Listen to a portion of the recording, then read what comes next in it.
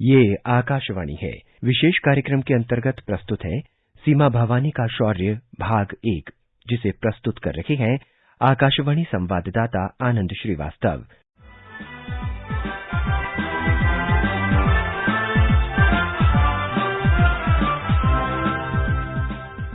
नमस्कार। हमारा देश आजादी के 75वें साल का जश्न मना रहा है और इसकी झलक अनेक जगह अनेक आयोजनों पर दिखाई देती है, लेकिन सबसे अधिक इसका प्रभाव दिखा इस वर्ष के 26 जनवरी परेड यानी राजपथ पर।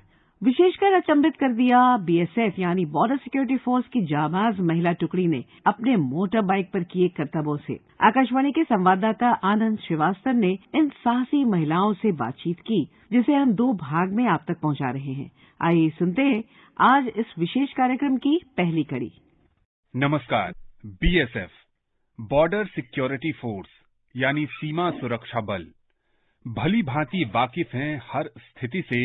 देश की सरहदें मजबूत हैं इनकी उपस्थिति से। बीएसएफ है भारत का एक प्रमुख अर्धसैनिक बल और दुनिया का सबसे बड़ा सीमा रक्षक बल। सीमा सुरक्षा बल की महिला टुकड़ी कहलाती है सीमा भवानी। इस टीम में कुल मिलाकर 108 सदस्य हैं, लेकिन गणतंत्र दिवस 2022 में सीमा भवानी की 14 सदस्यों ने जो साहसिक करतब दिखाया, देशवासी उसके कायल हो गए हैं। आज आकाशवाणी के इस विशेष कार्यक्रम में सीमा भवानी के वो सभी 14 सदस्य हमारे साथ जुड़ी हैं। उनमें हर कोई बहुत ही मायने रखता है। हर 14 सदस्य के परिवार का कोई न कोई सदस्य देश की आन बान और शान कायम रखने के लिए शहीद हो चुका है, और परिवार के सदस्य मातृभूमि की रक्षा में शहीद होने के बाद भी इन वीरांगनाओं ने देश सेवा को ही चुना। सबसे पहले हम बात करते हैं सीमा भवानी की सदस्य सुनीता से। महिला कांस्टेबल सुनीता, आपने जो राजपथ पर प्रदर्शन किया वो पूरी दुनिया ने देखा, लेकिन उसके पीछे की कहानी क्या है? सर, मेरे हस्बैंड की डेथ के बाद मैं यहाँ बीएसएफ में आई था। फॉर्म वगैरह डाल के उसको मैंने ज्वाइन कर लिया। इसके बाद अब सीमा भवानी टीम में ज्वाइन किया। सर लोग और मैम लोगों ने हमारे साथ अच्छे से सिखाया उन्होंने। इसके बाद सर हमने राजपथ पर अपनी बाइकों को चलाया। सुनीता जी, हर कोई जानना चाहता है कि क्या आपको बाइक चलाने का पहले से शौक था? क्या कभी डर नहीं लगता है? जिस ढंग का करतब आप लोग करती हैं उसको देखकर रोंगटे खड़े हो जाते हैं। जब मैं यहाँ आई तो मुझे साइकिल चलाना भी नहीं आता था। उसके बाद मैंने स्कूटी चलाना सीखा, फिर मैम लोगों ने मुझे बाइक चलाना सिखाया। हर क्षेत्र में कठिन परिश्रम तो करना ही होता है सर। मैम लोगों ने हमारे साथ बहुत कठिन परिश्रम किया है। इसके बाद उन्होंने हमें सिखाया बाइक चलाना। मैं एक्सरसाइज इवेंट में थी सर। थोड़ा अपने इवेंट के बारे में भी बताएं। फॉर्मेशन अलग अलग होते हैं, हर फॉर्मेशन का अपना नाम होता है और अपना संदेश होता है उसका। जी सुनीता जी, आपका फॉर्मेशन कौन सा था और उसमें आपकी भूमिका क्या थी? एक्सरसाइज 12 इवेंट था सर मेरा, और मैं आगे फ्रंट में पहिए में दौड़ लगा रही थी सबसे पहले मैंने। सुनीता जी, एक दिन में कितने घंटे की तैयारी होती है, ट्रेनिंग होती है, और जो राजपथ पर हमने जो आपका बहुत बढ़िया ग्रैंड शो देखा, उसके पीछे कितने महीने या कितने सप्ताह की मेहनत थी? सर 8 से 10 घंटे तक हमारी प्रैक्टिस कराते हैं यहाँ पर मैम लोग। सुबह शाम दोनों टाइम प्रैक्टिस कराते हैं। लगभग 1 महीना हो गया हमें टीम से जुड़े हुए। हमारे श्रोताओं को ये भी बताएं कि ये जो आपने तैयारी की वो कहाँ पर की, और जो भी 14 लोग आपकी टीम में हैं, और जैसा कि आप मैम का जिक्र कर रही हैं, हम अपने श्रोताओं को बता दें कि जो इनके ट्रेनर हैं, इनकी जो ट्रेनर हैं वो हिमांशु जी हैं, वो काफी वरिष्ठ हैं और इनको प्रशिक्षण का काम करती हैं वो। तो आप थोड़ा हमारे श्रोताओं को बताएं कि 14 लोग जो देश के अलग अलग हिस्सों से आते हैं, जब वो एक जगह इकट्ठा होते हैं तो कैसा माहौल होता है? सर सब लोग अपने अलग अलग एरिया से आते हैं, उनकी भाषाएं भी सबकी अलग अलग होती हैं, तो हमके मेंटेन करना होता है सबके साथ में। एकदम भाई बहन की तरह रहते हैं सर यहाँ। और हिमांशु मैम ने तो हमारे साथ बहुत कठिन परिश्रम किया है सर। जी बिल्कुल, आप सही कह रही हैं कि जो प्रशिक्षक की भूमिका होती है, जो गुरु का रोल होता है, वो बहुत महत्वपूर्ण होता है। क्योंकि हम सब बचपन से पढ़ते आए हैं कि हम सब एक कच्ची मिट्टी की तरह होते हैं, तराशने का काम प्रशिक्षक और गुरु का ही होता है। सुनीता जी, भविष्य की क्या योजनाएं हैं आपकी देश सेवा को लेकर, बीएसएफ को लेकर, और इन सब में आपको अपने परिवार का कितना सहयोग मिला? तो भविष्य में चाहती हूँ कि मैं इसी टीम में रहूं और आगे भी ऐसे और भी इवेंट करती रहूं सर। बहुत सारी जो लड़कियां आप सबका स्टंट देखकर, साहसिक प्रदर्शन देखकर उत्साहित हो रही हैं, उनके भी मन में सपने आकार ले रहे हैं कि वो भी बीएसएफ से जुड़े, वो भी राजपथ पर एक दिन अपने शौर्य और पराक्रम का प्रदर्शन करें। क्या संदेश देंगी एक महिला होने के नाते देश की बेटियों को? सबसे पहले सर, मैं बेटी बचाओ बेटी पढ़ाओ की तरफ ज्यादा ध्यान दूंगी। अगर बेटियों को बचाया जाए, उनको पढ़ाया जाए। गांव एरिया में सर, जैसे छोटे मोटे क्षेत्र है, वहाँ बच्चों की तरफ, मतलब बेटियों की तरफ बहुत कम ध्यान देते हैं। मैं चाहती हूँ सभी बेटियां पढ़ें, बेटी और बेटे को बराबर समझा जाए। बेटियां बेटों से कम नहीं हैं। सुनीता जी, हमसे जुड़ने के लिए और अपने विचार साझा करने के लिए आपका बहुत बहुत शुक्रिया। पूरे आकाशवाणी की टीम की ओर से आपको बहुत बहुत बधाई और भविष्य की ढेरों शुभकामनाएं। Thank you sir. अब हमारे साथ जुड़ गई हैं महिला कांस्टेबल और सीमा वाहिनी की महत्वपूर्ण सदस्य। आपके परिवार में क्या स्थिति थी और किन हालात में आपने बीएसएफ को चुनने का मन बनाया? सर, मेरे हस्बैंड 2002 के वर्ष थे और 2019 में हार्ट अटैक से उनकी डेथ हो गई थी। मेरे पीछे का जो परिवार है, सास ससुर, उनका मेरा बहुत सपोर्ट रहा। उन्होंने भी मेरे को प्रोत्साहित किया कि मेरे बेटे की जगह जाओ और जो हमारे अधूरे काम है वो सारे पूरे करो। सर, मेरा परिवार पीछे वाला बहुत अच्छा है सर। मंजू जी, आपने शुरू में कहाँ पर ज्वाइन किया और फिर ये जो सीमा भवानी सदस्य जो हैं, जो बाइक स्टंट करती हैं, इससे आप कैसे जुड़ी? सर, मैंने छावला में बीएसएफ कैंप छावला में ज्वाइन किया है सर, 25 बटालियन में। और सर, यहाँ आके मैंने सोचा कि मुझे कुछ ना कुछ करना चाहिए और मैं यहाँ सीमा भवानी टीम में आ गई और हिमांशु मैडम ने हमें बहुत प्रोत्साहित किया है और ऐसे उत्साहित होकर हम आगे बढ़ते हैं। मंजू जी, जब हम लोग देखते हैं टेलीविजन पर आप सबके साहसिक करतब, तो लगता है कि अगर ये नौकरी का पार्ट है और हमें फोर्सफुली करना है तो एक अलग बात है। आप क्या दिल से जुड़ना चाहती थीं, कठिन परिश्रम करना चाहती थीं, आपका मन था इसमें जुड़ने का? यहाँ से सर, जब हम इधर उधर वर्किंग के लिए जाते थे या ड्यूटी पे जाते थे तो लड़कियों को देखते थे तो हमें बहुत ही गौरव महसूस होता था और हम भी चाहते थे कि हम इस टीम में आए और हमारा ये सौभाग्य है सर कि हम आज इस टीम में आ गए हैं। 2018 में पहली बार राजपथ पर सीमा भवानी की टीम ने साहसिक प्रदर्शन किया था। ये दूसरा मौका है जब 2022 में गणतंत्र दिवस, जो बेहद खास रहा, आजादी का अमृत महोत्सव पूरा देश मना रहा है और उसमें देश की बेटियों का ये प्रदर्शन। मंजू जी, थोड़ा बताइए विस्तार से, जो तैयारियां हो रही थी उनमें कुछ रोचक अनुभव भी रहे होंगे, कई दिन अप्स एंड डाउन्स भी आप लोगों ने देखे होंगे, आपके प्रशिक्षक ने कई बार आपको सिखाया होगा, प्यार से डांटा भी होगा। हमारे श्रोताओं को थोड़ा दिलचस्प कुछ बताइए, तैयारियों के दौरान क्या क्या हुआ? सर, जब हम ये तैयारियां करते हैं तो सर, जैसे कोई इवेंट चलता है, हंसी मजाक भी होता है सर लोग थोड़ा गुस्सा भी होते हैं, प्यार भी करते हैं, हर सिचुएशन चलती है हमारी। तो जब पहली बार मोटरसाइकिल पर आपको बिठाया गया और कहा गया कि आपका फॉर्मेशन ये है, आपको ये निभाना है, तो मन में क्या चल रहा था? सर, थोड़ा सा तो डर लगता है, लेकिन एक मन में उत्साह भी होता है कि ये हमें करना है और सर लोग जो है वो हमें प्रोत्साहित करते हैं कि आप लोग ये सब कुछ कर सकते हो। जी हाँ, बिल्कुल, मोटिवेशन बहुत जरूरी है। मंजू जी, आपसे एक चीज ये भी समझना चाहेंगे, एक फिजिकल ट्रेनिंग होती है, एक टेक्निकल ट्रेनिंग होती है, लेकिन जब इन चीजों की बात आती है, जो साहसिक प्रदर्शन की बात आती है, तो मानसिक तौर पर मजबूती, जिसे मेंटल टफनेस कहते हैं, वो भी बेहद जरूरी है। सीमा भवानी के इन 14 सदस्यों को मेंटल रूप से टफ बनाने के लिए क्या कोई ट्रेनिंग होती है? क्या कोई आपका मोटिवेशन क्लास भी होता है? हाँ जी सर, एक्सरसाइज होती है सर, पीटी होती है सर। आप खुद को प्रेरित कैसे करती हैं? क्या जो आपके परिवार के सदस्य हैं उनके अनुभवों से खुद को प्रेरित करती हैं, या फिर जो आपकी ट्रेनर हैं या फिर जो आपके सीनियर्स हैं वो आपको बीएसएफ के जवानों के शौर्य गाथाएं सुनाते हैं जिनसे आप प्रेरित होती हैं? सर, जैसे ही हम बीएसएफ में आते हैं तो हमारे अंदर कुछ ऐसा मोटिवेशन आता है कि हमें देश की सेवा करनी है। वैसा कुछ जो सर लोग हैं वो हमें कुछ बातें बताते हैं, उनसे हम आगे बढ़ने की कोशिश करते हैं सर। मंजू जी, आपने जो इस बार परफॉर्म किया उस फॉर्मेशन का क्या नाम था और उसमें आपकी क्या भूमिका रही? मेरे इवेंट का नाम था लोटस और सर बैक साइड में मैं लटकी हुई थी और जैसे कमल खिलता है सर, उसमें ऐसे पोजीशन थी। तो लोटस ब्रह्मा जो फॉर्मेशन है उसके द्वारा क्या संदेश देने की पहल थी? ये सर कमल खिलाना है हमारे बीएसएफ के लिए। भारतीय जो पुष्प है ना सर जी। कि कमल हमें संदेश देता है कि कीचड़ में भी यानी तमाम बाधाओं के बीच भी वो अपना रास्ता निकाल ही लेता है, वो मुस्कुराता है, वो खिलता है और दुनिया भर के लोगों को ये संदेश देता है कि परिस्थितियां कैसी भी हों, आपको घबराकर हार नहीं मानना है। अब हम बात करेंगे महिला कांस्टेबल अनीता जी से। सीमा भवानी की महत्वपूर्ण सदस्य महिला कांस्टेबल अनीता अब हमारे साथ जुड़ गई हैं। आप अपने बारे में बताइए, आप कहां से हैं, क्या मोटिवेट किया आपको कि आपने सीमा सुरक्षा बल से जुड़ने का मन बनाया और कैसे प्रेरणा मिली आपको कि आपको सीमा सुरक्षा बल से जुड़ना है? आपके परिवार के कौन से सदस्य बीएसएफ से जुड़े थे? सर मेरे हस्बैंड 2008 के भर्ती थे, 2016 में एक्सपायर हो गए थे सर, एक्सीडेंट हो गए थे। अनीता जी, आप हरियाणा से हैं।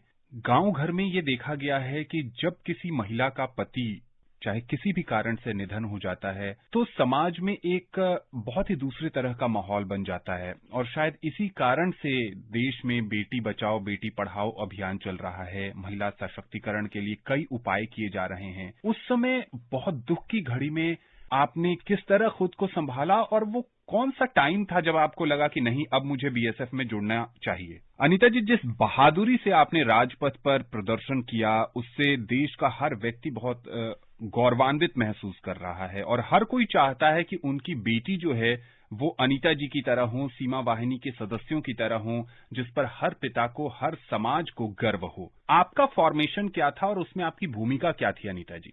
पिरामिड में थी सर। आप पिरामिड में थी। एक व्यक्ति का भी संतुलन थोड़ा भी इधर उधर होता है तो पूरा स्ट्रक्चर गड़बड़ हो जाता है। तो किस ढंग की आपको ट्रेनिंग मिली थी? कितना कठिन परिश्रम किया आपने इसको सफल बनाने के लिए? मैडम लोगों ने और सर लोगों ने हमको बहुत कुछ सिखाया है सर। अभी तक जितना भी समय आपने बीएसएफ में बिताया है, आपको सबसे अच्छी बात क्या लगी? राजपथ पर चलना सर। देश के हर एक नागरिक के लिए राजपथ पर और वो भी गणतंत्र दिवस के अवसर पर प्रदर्शन करना वाकई गौरव का पल है। अनीता जी, वैसे अगर आप ये बाइक का साहसिक प्रदर्शन नहीं करती हैं तो बीएसएफ में आपकी क्या भूमिका है और आप कहाँ पोस्टेड हैं? अभी ट्रेनिंग नहीं हुई सर, ट्रेनिंग करेंगे, बाद में फिर सीमा भवानी टीम में आएंगे सर। बीएसएफ से जुड़े आपके क्या सपने हैं जो आप अपने करियर के दौरान उसको पूरा करना चाहती हैं? राजपथ पर दोबारा चलने की संभावना है सर। ट्रेनिंग में क्या क्या होता है? 8-10 घंटे पीटी करवाई जाती है सर हमसे। और इस दौरान क्या विशेष खाने पीने यानी डाइटिंग की भी व्यवस्था होती है? होती है सर। बहुत बहुत शुक्रिया। Thank you sir. Beena ji, आप अपने बारे में बताइए कि आप देश के किस हिस्से से आती हैं और बीएसएफ में जुड़ने के पीछे की क्या स्टोरी है आप? सर मैं हरियाणा से हूँ।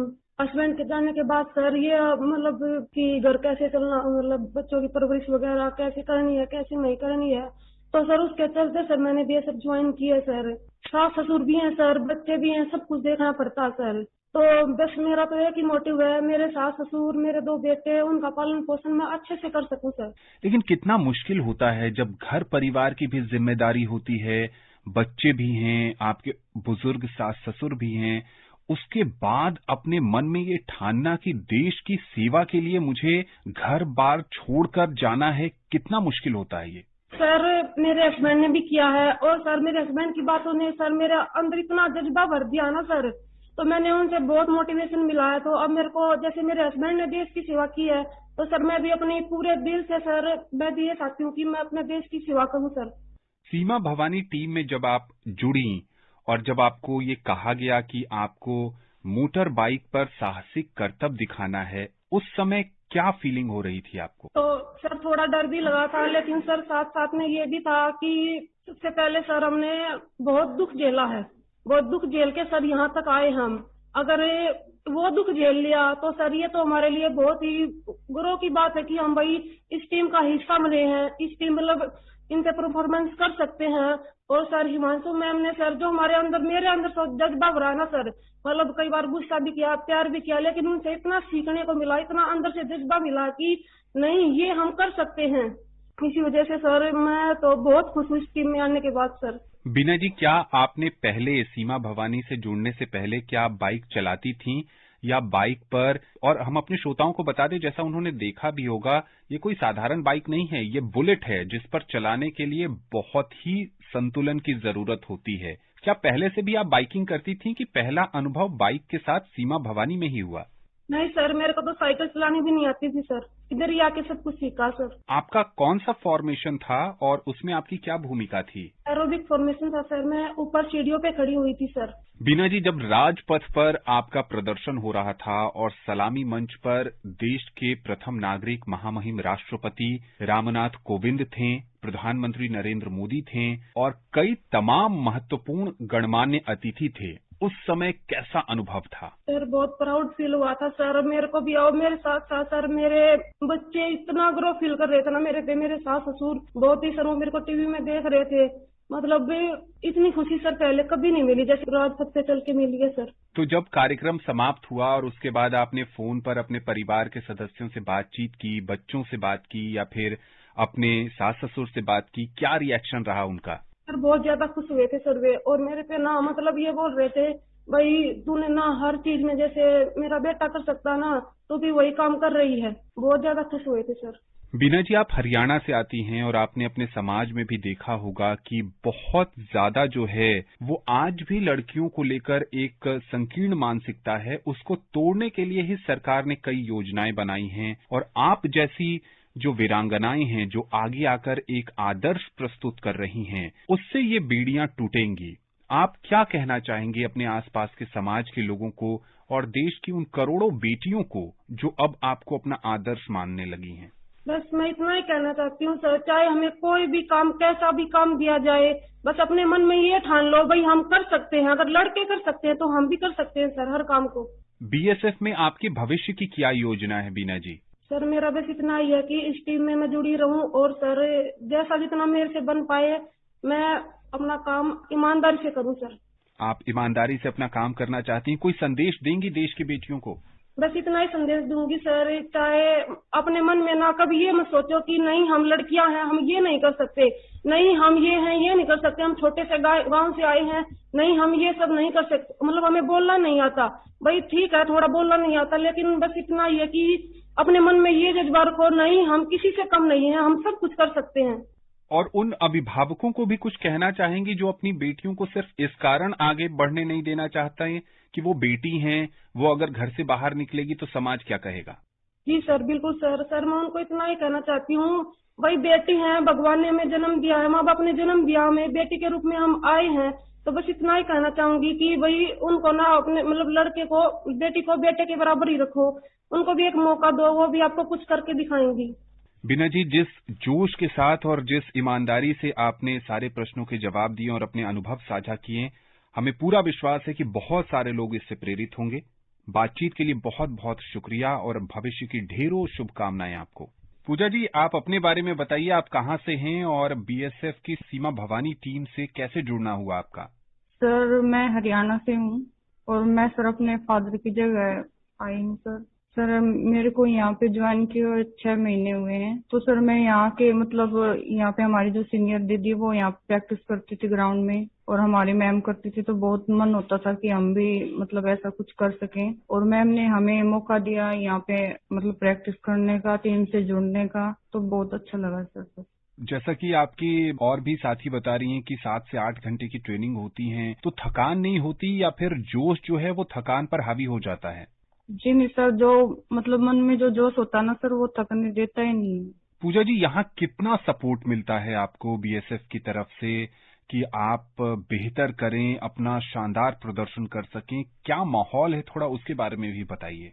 सर जो हमारी मैम है हिमांशु मैम और जो और भी मैम है, हमारी जो सीनियर दीदी हैं, जो सर हैं, बहुत सपोर्टिव है सर, मतलब बहुत कुछ सीखने को मिलता है उनसे, मोटिवेट करते हैं। पहले तो बहुत डर लगता था सर कि हम पता नहीं कर पाएंगे या नहीं, पर उनके मोटिवेशन की वजह से सर मतलब सब कुछ अच्छे से हो गया। पूजा जी, ट्रेनिंग में कभी कोई ऐसा भी अवसर आया जब आपको लगा कि ये तो बहुत टफ है, मैं बहुत कोशिश कर रही हूँ, नहीं हो रहा है, अब मुझसे नहीं हो पाएगा, कभी ऐसा लगा? जी सर, फर्स्ट डे को हुआ था सर ऐसा, फिर उसके बाद तो सर मतलब रूटीन में हो गया सर। जैसा आपने बताया कि आपके पिता नहीं रहे, वो देश सेवा में शहीद हो गए, उसके बाद आप आई। घर में क्या माहौल रहा? आपकी माताजी चाहती थी कि आप आगे आएं या आपका मन था कि आपको बीएसएफ से जुड़ना है? जी नहीं सर, सिर्फ मेरी मम्मी ने मेरे को मोटिवेट किया था सर बीएसएफ से जुड़ने में, मैं जुड़ूं और देश की सेवा करूं। जब आपने राजपथ पर परफॉर्म किया, टेलीविजन के माध्यम से आपको दुनिया ने देखा, परिवार का क्या रिएक्शन रहा पूजा जी? जी सर, मेरी जो छोटी बहन है, मम्मी है सर, हस्बैंड है, सब बहुत खुश हुए मेरे घर वाले, बहुत प्राउड फील हुआ था सर। पूजा जी कहते हैं कि पति पत्नी का सामंजस्य बहुत महत्वपूर्ण होता है। अगर पत्नी वर्किंग है तो कितना सपोर्ट मिलता है आपको अपने पति से? सर बहुत सपोर्टिव है सर मेरे हस्बैंड, मतलब उन्होंने भी बहुत सपोर्ट किया है यहाँ तक पहुँचने में मेरा। गांव की लड़कियां हों या शहर की लड़कियां, जब वर्दी में कोई होता है, जब यूनिफॉर्म में होता है, तो देखकर ही एक मन गर्व से भर जाता है। और जब आप लोग इतना साहसिक प्रदर्शन करती हैं तो हर कोई चाहता है कि वो भी इस ढंग से आगे आएं। देश की तमाम लड़कियों को क्या कहेंगी पूजा जी आप? जी सर, मैं बस यही कहना चाहूंगी कि हर एक लड़की को मतलब पढ़ना चाहिए और मतलब आगे बढ़कर देश की मतलब सेवा करनी चाहिए सर। आपके क्या सपने हैं बीएसएफ में, या आपके निजी जीवन के सपनों की बात करें तो क्या लक्ष्य आपने निर्धारित किया है? सर मेरा बस यही है कि मैं अपने देश की सेवा करूं और सर अपने मतलब परिवार की आर्थिक रूप से कुछ मदद कर सकूं। बहुत बहुत शुक्रिया पूजा जी आपका आकाशवाणी से जुड़ने के लिए और अपने तमाम अनुभव साझा करने के लिए। भविष्य की ढेरों शुभकामनाएं आपको। और अब हम बात करेंगे महिला कांस्टेबल प्रीति जी से। प्रीति जी, आपका बहुत बहुत स्वागत है ऑल इंडिया रेडियो पर। प्रीति जी, आपसे ये समझना चाहेंगे कि जैसा कि आपके साथियों ने बताया कि छावला जो परेड ग्राउंड है वहां पर आप लोग ट्रेनिंग करती हैं। इस 26 जनवरी के लिए ट्रेनिंग कब से शुरू हुई और ट्रेनिंग के क्या क्या पहलू रहे आपके? 1 महीने से ट्रेनिंग कर रहे हैं इधर ग्राउंड में मैम लोगों के साथ। अभी 1 महीने हुआ है हमें जुड़े हुए। 1 महीने की ट्रेनिंग के दौरान फॉर्मेशन कब डिसाइड हुआ? कब सीमा भवानी की सदस्यों को उनके अपने अपने रोल दिए गए कि आपको इसमें करना है और आप इस फॉर्मेशन का हिस्सा हैं, वो सब कब डिसाइड हो जाता है? और उसके बाद ट्रेनिंग के दौरान क्या सामूहिक ट्रेनिंग होती है या जो फॉर्मेशन में जिन जिन को रखा जाता है उनकी अलग से ट्रेनिंग होती है? थोड़ा विस्तार में बताएं। जैसे ट्रेनिंग तो सबकी एक जैसी होती है, ग्राउंड में जाके मैम लोग एक साथ सबकी ट्रेनिंग कराती हैं और उस्ताद सर ने ट्रेनिंग वगैरह दी हम लोगों के लिए, जैसे दिया है जैसे बाइक पे चढ़ना और उन्हें सिखाना किस तरह से चढ़ना है, किस तरह से तुम्हें इस बाइक को चलाना है। तो सर वो सब मैम लोग सिखाया था हमको ग्राउंड में आके, उन्होंने हमको सपोर्ट किया। आप किस फॉर्मेशन का हिस्सा रहीं और उसमें क्या चुनौतियां थीं? जी सर, मेरा एरोबिक था सर, बैक साइड लटकी हुई थी एरोबिक में सर। तो उसमें संतुलन बनाना कितना मुश्किल था आपके लिए? जी थोड़ा पहली बार तो थोड़ा डर सा लगा जब ग्राउंड में आई थी सर, लेकिन थोड़ा 1 महीने से प्रैक्टिस में ठीक हो गया सर, अच्छे से लगा और फिर मैंने संतुलन अच्छे से बनाया सर। मेरा जो भी था मतलब मैं अच्छे से लटक पाई उधर और अच्छे से कर पाई राजपथ पे जाके सर मैं उसे। बीएसएफ का आपका अब तक का अनुभव कैसा रहा है? कैसे जुड़ना हुआ और किन चुनौतियों का सामना आपको करना पड़ रहा है? जी सर, मेरे हस्बैंड एक्सपायर के बाद में इधर आई हूँ उनकी जगह पे सर, और मेरा यही था कि मैं उनकी जगह जाऊँ, उनका नाम रोशन करूँ, आगे चल के अपने बच्चों की देखभाल करूँ और कुछ उनको पढ़ाऊँ लिखाऊँ सर। मेरे पास 2 बेटियां हैं, उन्हीं की वजह से इधर आई हूँ सर, और मैं अच्छे से मेरी बेटियां का पालन पोषण अच्छे से हो इधर आके। और बीएसएफ में जो भी दिया हमने आज तक सपोर्ट किया है सर, बहुत अच्छा लगा हमारे इधर आके, हमारा थोड़ा दुख भी दर्द कम दूर हो गया बीएसएफ में आके सर। बाहर से हम देखते हैं तो लगता है कि जो फौजी का जीवन है वो बहुत टफ होता है, बहुत अनुशासित होता है और वहाँ भावनाओं की कोई जगह नहीं होती है। एक परिवार भी बन जाता है कहीं ना कहीं, जैसा कि आप बता रही हैं। थोड़ा उसके बारे में भी बताइए कि जब आप लो फील करती हैं, दुख दर्द में होती हैं, तो कैसे सपोर्ट करते हैं आसपास के लोग आपके? सर सब दीदियां लोग इधर हैं, हम जैसी बहनें बहुत हैं यहाँ पे, वो सारी सपोर्ट कर उनको देखते हम लोग इधर रहते हैं। एक दूसरे को देखकर हमारे लिए थोड़ा मन में ये होता है कि सीनियर दीदी हमारी हैं, मैडम लोग भी इधर, सब लोग हम लोगों के लिए सपोर्ट करते हैं सर। उन्हें देख के हमें थोड़ा कम दर्द होता है इधर आके सर। ये लगता है कि ठीक है, अब जो हुआ सो भगवान ने किया, लेकिन बीएसएफ में आके हम खुश हैं सर। देश की रक्षा करने के लिए आए हैं सर इधर। देश की रक्षा करना चाहती हैं, बहुत बढ़िया जज्बा है। कुछ कहना चाहेंगी देश की तमाम बेटियों को जो ऑल इंडिया रेडियो पर इस समय आपको सुन रही हैं? जी सर, मेरे पास भी सर 2 बेटियां हैं, तो बस यही कहना चाहती हूँ कि बेटियों को अच्छे से पढ़ाएं, अच्छे से उन्हें सपोर्ट करें, उनके माँ बाप जो भी हैं, और आगे बढ़ाएं। और बेटियां भी अपने माँ बाप का नाम ऊंचा करें। जैसे फौज में आके लड़कियां भर्ती हो जाती हैं, तो उसी तरह से मैं भी चाहती हूँ हर एक बेटी अपने माँ बाप का नाम रोशन करें, अच्छे से पढ़े। और बस यही चाहती हूँ सब लोग अपनी बेटियों को बेटों से भी आगे समझें और हर एक ऊंचाइयां छुएं बेटियां।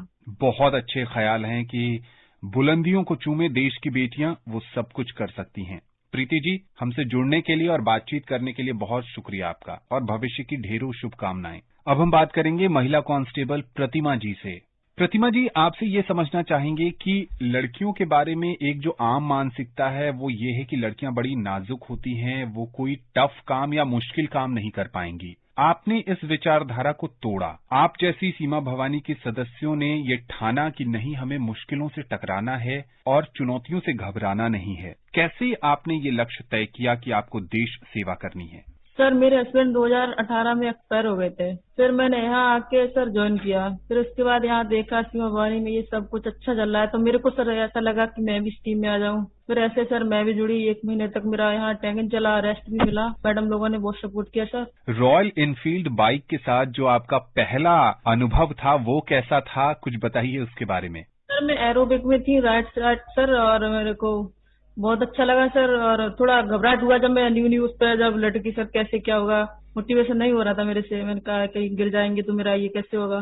फिर उसके बाद सर सब ठीक हो गया मेरा।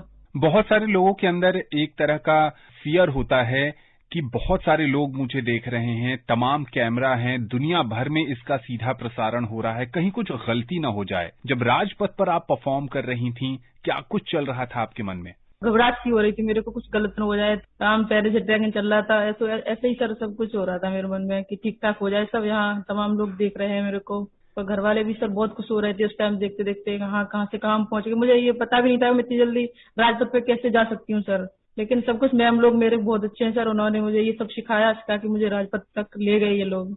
और भी बहुत कुछ जानना चाहते हैं हमारे श्रोता कि जब ये प्रदर्शन आपका हो गया और ये सफलतापूर्वक संपन्न हो गया, तो क्या कोई पार्टी होती है, जश्न होता है या शाबाशी दी जाती है आपको कि वाह बहुत बढ़िया आपने किया?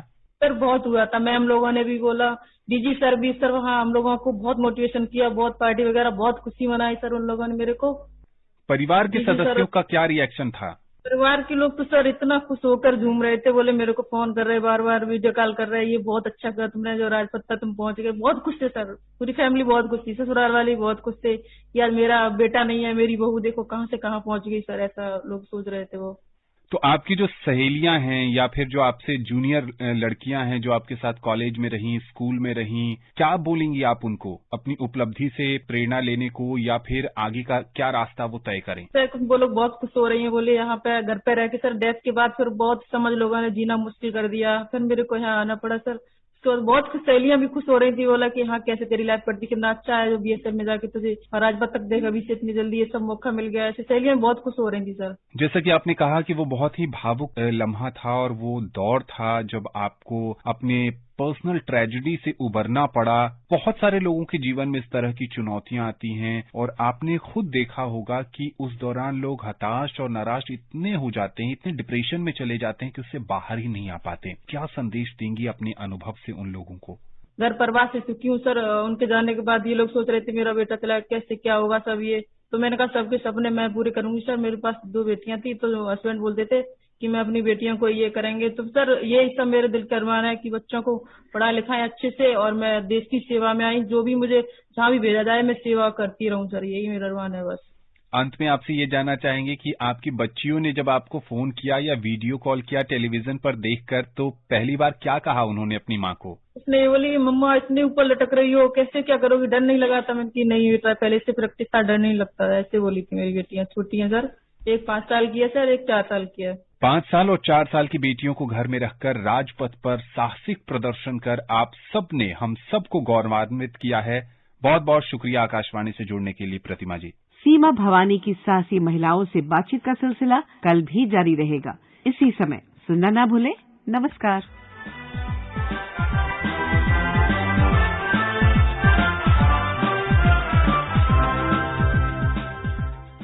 विशेष कार्यक्रम के अंतर्गत अभी आप सुन रही थी सीमा भवानी का शौर्य भाग 1, जिसे प्रस्तुत कर रहे थे आकाशवाणी संवाददाता आनंद श्रीवास्तव। ये कार्यक्रम आकाशवाणी के समाचार सेवा प्रभाग द्वारा प्रस्तुत किया गया। इसे आप हमारे mobile app news on AIR और YouTube channel news on AIR official पर भी सुन सकते हैं। इस कार्यक्रम के संबंध में अपनी प्रतिक्रिया आप हमें ईमेल कर सकते हैं airnsdtalks@gmail.com। ये कार्यक्रम फिर से सुनने के लिए लॉग ऑन करें हमारी वेबसाइट newsonair.nic.in।